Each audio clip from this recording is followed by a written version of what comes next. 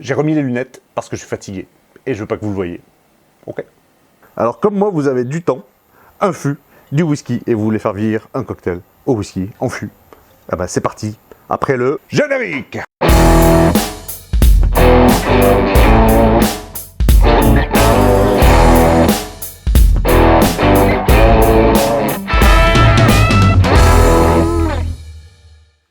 Tout d'abord, quand on fait reposer l'alcool, quel que soit le contenant, avec le temps, on dit que l'alcool s'intègre. C'est-à-dire que le goût alcooleux qui est désagréable s'intègre aux saveurs et va vraiment assouplir le goût. Et donc, vous allez beaucoup moins sentir la brûlure de l'alcool. Ensuite, comme le bois c'est poreux, une partie va être absorbée par le bois, une partie va s'évaporer. Ça s'appelle la part des anges. Étant donné qu'on n'a pas la même quantité quand on la remplit que quand on le vide, on peut estimer que le goût ne sera pas exactement le même. De plus, et c'est pas peu important, avec les apéritifs à base de vin, comme le vermouth ou comme le xérès, que j'affectionne particulièrement, étant donné que c'est à base de vin, que c'est léger en alcool, ça peut continuer de s'oxyder lentement, ce qui va donner une modification assez cool dans la mesure où c'est maîtrisé, on y reviendra après. Enfin, si vous travaillez avec du bois neuf ou une dame Jeanne dans laquelle il y a des sticks comme ça de bois, ça va tout de suite donner beaucoup de goût de chêne. Bien joué! Bravo! Et l'inconvénient du chêne neuf, c'est que c'est très difficile de maîtriser, surtout sur des petits fûts comme ça, dans lesquels il y a du coup, par rapport au volume de liquide, beaucoup de contact avec le bois, contrairement à un fût de 500 litres par exemple, où on aurait un contact vraiment léger.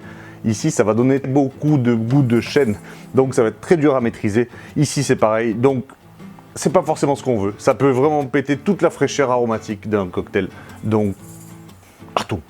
Je vous vois venir les geeks. Évidemment, mettre des sticks de chêne dans de l'alcool ou dans du vin, qui est de l'alcool d'ailleurs, c'est interdit. Moi, je ne suis pas embouteilleur, je ne fais pas une marque de spiritueux en disant qu'il a fait 15 ans de vieillissement alors qu'il en a fait que 5 avec des sticks de chêne, ok? Ça, c'est un autre domaine.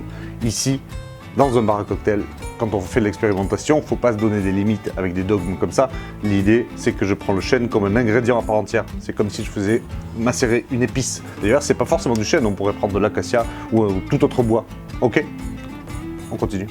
Alors, pour ce qui nous intéresse, on va travailler en fût de chêne. Et ce qu'on va faire, c'est que on va le remplir d'eau pendant 15 jours. On va changer 2 fois par semaine, pour être sûr qu'elle ne croupisse pas. Pour vraiment bien rincer le bois, pour que, quand on va mettre le cocktail dedans, il ait le temps de bien s'oxygéner, de bien donc s'oxyder, oxygéner, sans pour autant prendre un goût hyper astringent, parce que le bois, ça peut amener, comme je disais tout à l'heure, du caramel, des épices, de la vanille, des trucs comme ça, mais ça peut aussi vraiment complètement fucked up le cocktail. Donc, on le rince bien, on fait son cocktail et on le met dedans. Alors vous allez me demander, mes amis, pourquoi mettre le cocktail entier dans un fût et pourquoi pas faire vieillir les trucs séparément? Donc a priori, les ingrédients ont déjà vieilli séparément. Ça, le whisky donc, ou le xérès, c'est vieilli en fût. Donc il n'y a pas besoin de rajouter spécialement du bois. L'idée c'est que si on assemble les deux, le xérès par exemple va être stabilisé, vu que là on est entre 16 et 20 degrés. Si on rajoute du whisky dedans, ça va être beaucoup plus stable et ça va s'oxyder très lentement. Et c'est comme ça qu'on va maîtriser le vieillissement du cocktail en lui-même et pas de l'alcool en lui-même. Pour résumer, pour faire un cocktail vieilli, on va prendre du spiritueux, un bon, qui a un bon goût, et des apéritifs à base de vin qui vont se bonifier en s'oxydant. On va prendre du chêne, mais pas trop, on l'aura bien rincé. Et surtout, contrairement à un rhum arrangé, on ne va pas rajouter des fruits dedans. Dans le rhum arrangé, il y a du rhum, donc on est déjà entre 40 et 50 degrés en général. Alors que là, on va être plutôt entre 20 et 30, puisqu'on a des trucs plus ou moins forts. Donc si vous mettez du jus de fruits dedans ou des fruits entiers, ils pourraient repartir en fermentation et devenir toxiques. On veut pas ça. Comme je suis un gros cochon, je me suis taché, alors j'ai mis un sweat. Désolé pour le faux raccord. C'est parti. On fait le cocktail. On va mettre 2 bouteilles de Woodford Reserve Bourbon. Alors le bourbon, du coup, vous le savez sûrement déjà, si vous avez déjà vu la vidéo, c'est un alcool à base de au moins 51% de maïs, en général une certaine proportion ensuite de grains, comme du seigle, et une petite proportion aussi d'orge maltais.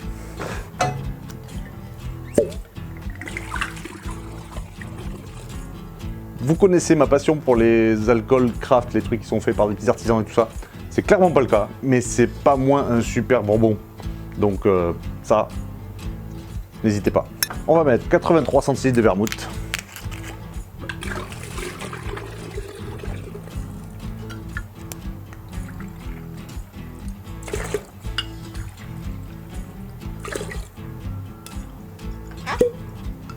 28 centilitres de Palo Cortado de chez Barbadillo. Et enfin, pour fruiter un peu le tout, on va prendre 5 centilitres de kirsch aux cerises. Du coup, ça donne un petit côté fruité, un peu cool, carrément cool même. Sans cerise, hein. C'est vraiment juste le jus. C'est pas du jus, c'est de l'alcool, là, ça fait 15 degrés. C'est délicieux en petite quantité dans les cocktails, c'est un petit peu comme quand on rajoute dans un Red Hook de la maraschino liqueur de chez Luxardo. Ça va donner ce petit truc, c'est un poil plus sucré. On a tout qui est prêt, et donc je l'ai préparé à part, comme ça on va goûter. On remue bien. C'est parfait, c'est bien amer. Le Punta Mess, au fait, c'est un vermouth de chez Carpano, mais qui est bien amer. J'avais pas envie de mettre un amer comme le Campari, le Fernet Branca, tout ça. Je voulais un vermouth juste qui ait beaucoup de caractère, et celui-là est top. C'est bon. Donc on va remplir son fût. Tranquille. Hop là.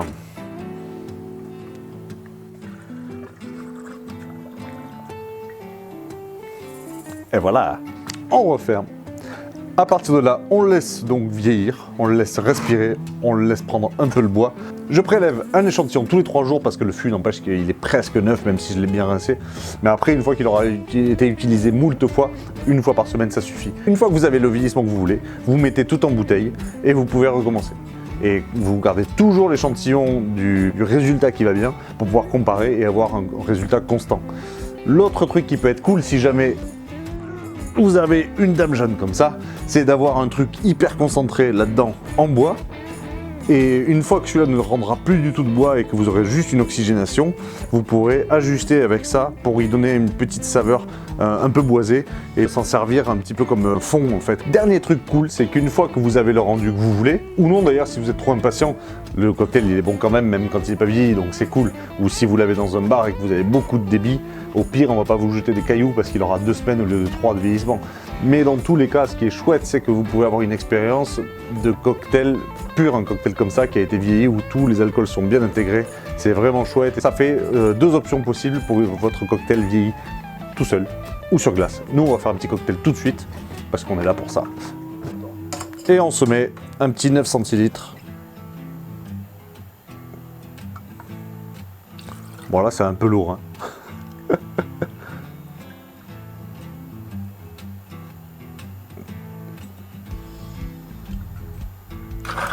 Et voilà. On remue tout ça.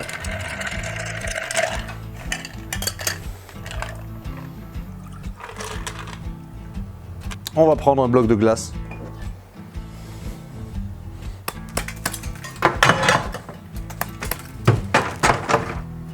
Comme ça, un peu brut. C'est cool aussi. On met un petit singe dessus. Ça c'est cool, ça c'est grave cool. Jean-Michel, mise au point. On voit bien, c'est bon. On va mettre ça dans le cocktail joli mignon. Hop là. Et par-dessus, on va mettre un petit zeste d'un gros citron cédra. Et ça embaume, c'est magnifique. Ça amène de la fraîcheur.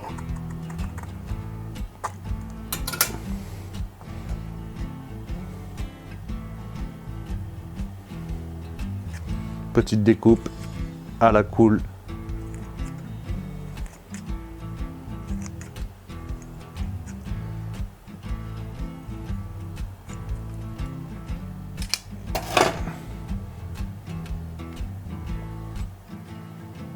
Et voilà.